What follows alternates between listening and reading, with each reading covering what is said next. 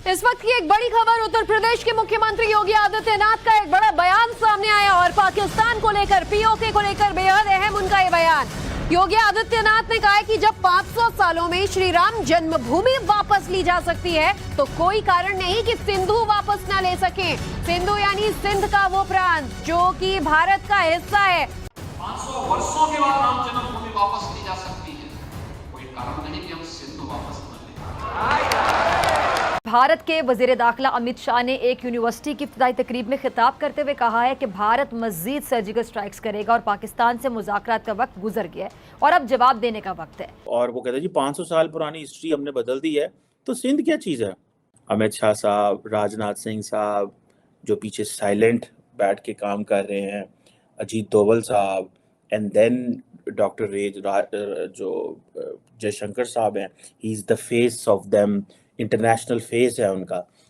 और यही हमारी किताबों में लिखा है, बुजुर्गों ने यही बताया, सईद रसूलुल्लाह की अहादीस यही बात साबित करती हैं। और ग़ज़वा हिंद के बाद होने वाली जो ग़ज़वा शाम की लड़ाई है उसमें यही होगा कि जब इस एक एक पत्थर के पीछे से यहूदी पुकारेगा कि मैं छुपा हुआ हूँ, तो मुसलमानों से कत्ल करेंगे। और कि एक वक्त था जब भारत की सरहद हमलों की जद में होती थी तो मुज़ाकरात किए जाते थे, लेकिन अब नई दिल्ली दहशतगर्दों के हमलों का मुंह तोड़ जवाब देगी। ये आपको हौसला देता है कि ये इतने ताकतवर नहीं है, इतना ड्रामा करते हैं। इसी तरह हिंदुत्व है, हिंदू इतनी बड़ी दहशतगर्द ताकत के साथ ये जो कश्मीर पर काबिज है, ये यहूदियों से ज़्यादा बहादुर नहीं है। जब यहूदियों की चीखें निकल रही हैं तो हिंदुओं की चीखें इससे ज़्यादा निकलेंगी। कश्मीरी मुजाहिदीन को अपने आप को मुनज़्ज़म करने की ज़रूरत है, कश्मीरी मुसलमानों को फ़लस्तीन से सीखने की ज़रूरत है। ये है वो कीमती तोहफा जो फ़लस्तीन के मुजाहिदीन पूरी उम्मत को दे रहे हैं। इसलिए एग्रेसिव हूं कि जम्मू एंड कश्मीर के पीएको को आप भारत का हिस्सा नहीं मानते हो क्या? एग्रेसिव ना हो, जान दे देंगे इसके लिए। क्या बात कर रहे हो आप? एग्रेसिव होने की क्या बात कर रहे हो? सो योगी को कोई बंदा जवाब नहीं देगा, योगी को फॉरेन ऑफिस ही जवाब देगा। It means this is the lowest level of response coming from Pakistan. दोस्तों, पाकिस्तान आज़ादी के बाद कश्मीर को लेकर 4 बार भारत के साथ जंग कर चुका है, लेकिन उसे मिला क्या? पाकिस्तान का 2 टुकड़ा हो गया। 91,000 सैनिकों का भारत पब्लिक में पैंट उतार दी। इसके साथ साथ कारगिल जंग की बात करें, जो सैनिक लड़कर ऊपर चले गए, उनको वापस, उनका बॉडी को वापस लेने का हिम्मत भी पाकिस्तान के अंदर नहीं था। फिर भी जैद हमीद जैसे जोकर, उनको लगता है कि एक पाकिस्तानी मुसलमान 10 हिंदुओं का बराबर है। इनके इसी सोच के कारण देश आज बर्बाद हो रहा है और आगे और भी होगा। लेकिन हमें इनके बातों को दिल पर नहीं लेना चाहिए, क्योंकि ऐसे कैरेक्टर हमारे एंटरटेनमेंट के लिए है। उनकी बातों को सुनकर हमें एक तरीके से आप कह सकते हो मजाक में लेना चाहिए। लेकिन जोगी जी की बात करें तो जोगी जी बिल्कुल फुल मूड में है। पुतिन और नेतन्याहू को देखकर जोगी जी पाकिस्तान के ऊपर चढ़ाई तो करना चाहते हैं, लेकिन अफसोस वो यूपी के सीएम है। आगे आने वाले टाइम में वो जब देश का पीएम बन जाएंगे तो उनका ये ख्वाहिश पूरा हो जाएगा और हमारे लिए बड़े गिफ्ट भी मिल जाएंगे। पीओके, सिंधु देश और भी बहुत सारा एरिया हमें मिल जाएगा। दोस्तों, अब जोगी जी के स्टेटमेंट को लेकर पाकिस्तान में जो भी चर्चा हो रहा है आप सुन लीजिए, और मेरा रिक्वेस्ट है कि वीडियो को ज़्यादा से ज़्यादा लाइक शेयर करना बिल्कुल मत भूलिए। 3000 लाइक का उम्मीद रखता हूँ, मुझे उम्मीद है आप सब कर दोगे। चीफ मिनिस्टर हैं यूपी के, उत्तर प्रदेश के, जनाब योगी आदित्यनाथ। वो ख़ास किस्म का सैफरन ड्रेस पहनते हैं। ही इज़ वेरी क्लोज, जिसे कहते हैं ना आरएसएस बीजेपी के कोर, वो एक शख्स हैं। उन्होंने एक स्टेटमेंट दी।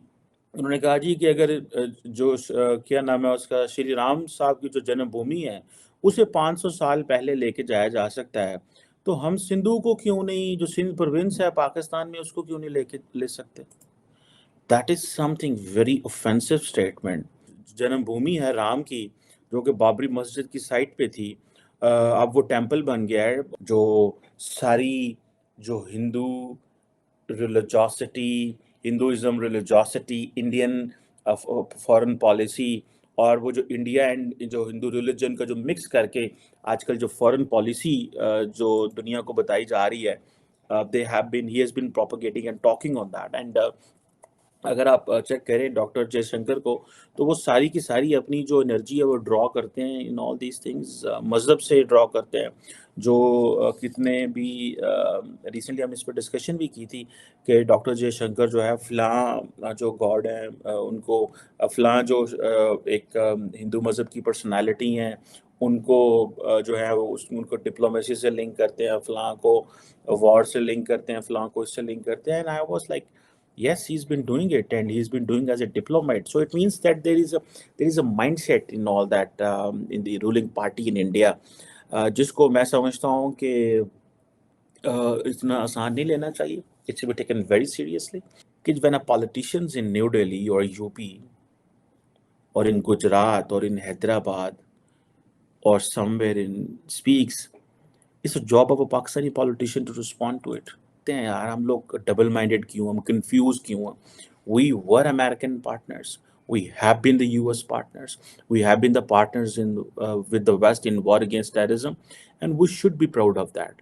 हमने मिलके उनके साथ एक नासूर को ख़त्म किया. ये जो बीजेपी की एक सोच है, आरएसएस की सोच है शिद्दत पसंदी वाली, मतलब जुल्म किए जा रहे हैं, माइनॉरिटीज़ को दबाए चले जा रहे हैं, अपनी आवाम को कहने के बेवकूफ़ बना रहे हैं ताकि इक़्तिदार में रह सके. अच्छा, मुझे उनकी आवाम, मतलब मैं सबको तो नहीं कह रही, बहुत से लोग अच्छे भी होंगे, लेकिन मेजोरिटी ज़ाहिर बात है वोट देकर नरेंद्र मोदी जैसे बंदे को ये इन्होंने हुकूमत दी, तो आवाम की भी सोच, वोटर की भी सोच किसी हद तक वो होगी जो नरेंद्र मोदी की है.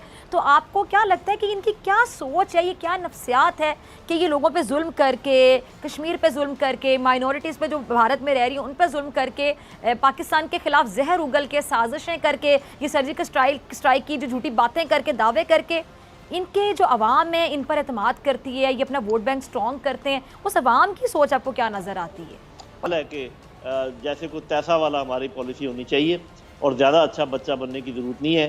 कुलभूषण ने जो कुछ इधर कर रहा था हमें मालूम है, जो चाइनीज़ पर हमले हुए हमें मालूम है, अफगानिस्तान को बेस बनाकर जो कुछ वो कर रहे थे हमें मालूम है. हमें पूरा हक हासिल है कि हम वो सब कुछ करें उनके साथ जो वो हमारे साथ करें, और हम इस चीज़ के अहल भी हैं. सब्सक्राइब करें और बेल दबाएं ताकि कोई खबर रह न जाए. और कर रहे हैं. It's not the war of the US, it's the war of Pakistan, because we cannot allow and we do not allow anyone to use religion और हमारे सॉइल पे, हमारी सरजमीन पे आके कब्जा करके हमारे बंदों को मजहब के नाम पे हमारे यहाँ पे the monopoly over violence lies with the state of Pakistan, not with the individuals, not with jathas, not with the non-state actors. देखिए, बहुत सारे लोग कह सकते हैं कि जोगी जी को ऐसे स्टेटमेंट देने की क्या ज़रूरत है, ये ऐसा स्टेटमेंट देना बिल्कुल ठीक नहीं है. देखिए, मैं ऐसा नहीं मानता हूँ. मैं पहली बार ऐसे पॉलिटिशियन को सुन रहा हूँ. हालांकि पीओके को लेकर तो सबने बोला है, बीजेपी के जो बड़े बड़े लीडरशिप है, लेकिन पीओके के अलावा कोई और एरिया पर हमारे अब तक कोई पॉलिटिशियन नहीं बोला है. ये पहली बार जोगी जी के मुंह से आया है और ये बहुत एक तरीके से मैं कह सकता हूँ पॉजिटिव बात है, क्योंकि सिंधु हमारे सिविलाइजेशन का एक इंपॉर्टेंट एरिया है. विदाउट सिंधु हमारा देश पूरा नहीं होगा. हमारे राष्ट्रगान में भी सिंधु का नाम है. तो फिर आप कैसे सोच सकते हो कि सिंधु हम पाकिस्तान में रहने दें?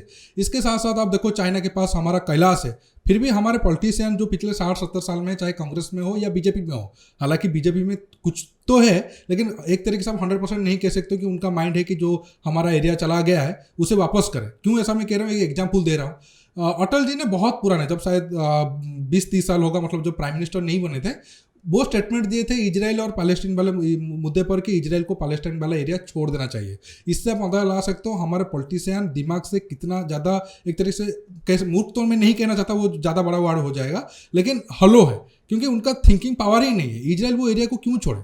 हालांकि मैं बहुत बार बताया हूँ, इजराइल कोई दूध से धुला हुआ नहीं है, लेकिन इजराइल और पैलेस्टीन वाले पॉइंट पर मैं हमेशा इजराइल को ही सपोर्ट करूँगा, क्योंकि उस एरिया में क्रिश्चियन और मुसलमान जब नहीं थे, उससे पहले यहूदी वहाँ पर रह रहे थे. पिछले 1500-2000 साल में कोई भी रीजन हो, वहाँ पर अगर सारे यहूदी चले गए, तो इसका मतलब ये नहीं कि वो एरिया यहूदियों का नहीं है. अगर कोई एक, आप सब जानते हो, मैं उसका नाम नहीं ले रहा हूँ, 600 साल पहले आकर वो अगर पूरी दुनिया पर क्लेम कर रहे हैं, और जो 2000 साल से उस एरिया में रह रहे थे, तो उनका वो लैंड क्यों नहीं होगा? इसी को आप इंडिया के साथ कनेक्ट करो. जो हमारा पाकिस्तान वाला आज एरिया है, मॉडर्न अफगानिस्तान पे ऐड कर लो, या फिर इधर साइड में चाइना से लेकर बर्मा सारा कुछ, या फिर जो आसियान कंट्री है वहाँ पर भी आप ऐड कर लो. वो सब एरिया पर तो कभी ना कभी हिंदू राजाओं का राज था. तो फिर आज देखो हमारे कितने पॉलिटिशियन इच्छुक है कि वो सारा एरिया को इंडिया के साथ मिला है. हाँ, बीजेपी के आने के बाद थोड़ा बहुत तो उसके ऊपर चर्चा हो रहा है और टाइम भी लगेगा, लेकिन उससे पहले आप जाओ तो बिल्कुल जीरो है. कैलाश मानसरोवर जो हिंदुओं के लिए सबसे इंपॉर्टेंट एरिया है, वो आज भारत के पास नहीं है, चीन के पास है. तो जोगी जी का ये जो स्टेटमेंट है, ये एक तरीके से मैं इसलिए मानता हूँ कि बहुत बड़ा स्टेटमेंट है. आप इस स्टेटमेंट पर क्या राय रखते हो, नीचे कमेंट बॉक्स में कमेंट करके बताइए. दोस्तों, आज की वीडियो में बस इतना ही. आपको ये वीडियो लाइक शेयर करने के साथ साथ मेरे चैनल को सब्सक्राइब करिए और सब्सक्राइब बटन के पास जो बेल आइकन है उसे प्रेस करिए ताकि आगे आप मेरे आने वाले वीडियो को मिस ना कर सके। दोस्तों रुकता हूँ, बहुत जल्द और एक न्यू टॉपिक के साथ मिलूंगा। नमस्कार, जय हिंद।